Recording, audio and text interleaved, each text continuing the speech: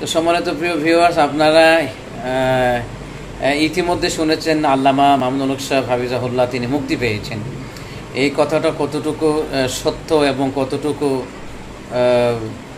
প্রমাণিত, সত্য কতটুকু প্রমাণিত সেইটা আসলে তিনি এখনও তিনি মুক্তি পাননি, তিনি এখনও কাগজপত্র প্রসেসিং চলছে, তিনি এখনও পুরোপুরিভাবে বের হননি। বের হলে আমরা অবশ্যই খবর পেতাম, আমরা অবশ্যই সেটা খবর পেতাম ইনশাল্লাহ। যেহেতু আমরা ঢাকাতে আসি, তো অনেকে পোস্ট দিয়েছেন তিনি মুক্ত আকাশে। আসলে আমাদেরকে এত আবেগী হলে চলে না, কারণ আমাদের দেশে এমনও ঘটনা ঘটেছে যে সবাই ফেসবুকে ছড়াছড়ি মুক্তি পেয়েছেন, মুক্তি পেয়েছেন, মুক্তি পেয়েছেন।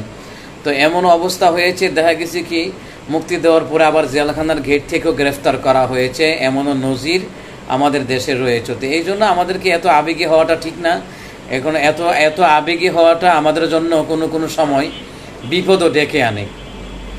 তো এই জন্য আমরা আল্লাহর কাছে দোয়া করার দরকার, প্রত্যেকটি আলেমের ব্যাপারে, প্রত্যেকটি আলেমের মুক্তির ব্যাপারে আল্লাহ সুবহানাহু ওয়া তাআলার কাছে আমাদের দোয়া করা দরকার, যেন আল্লাহ যেন প্রতিটি আলেমদেরকে মুক্তির ব্যবস্থা করে দেন। কারণ আমরা একটা আলেমদেরকে আমরা দুনিয়ার জমিন থেকে হারিয়ে ফেলেছি।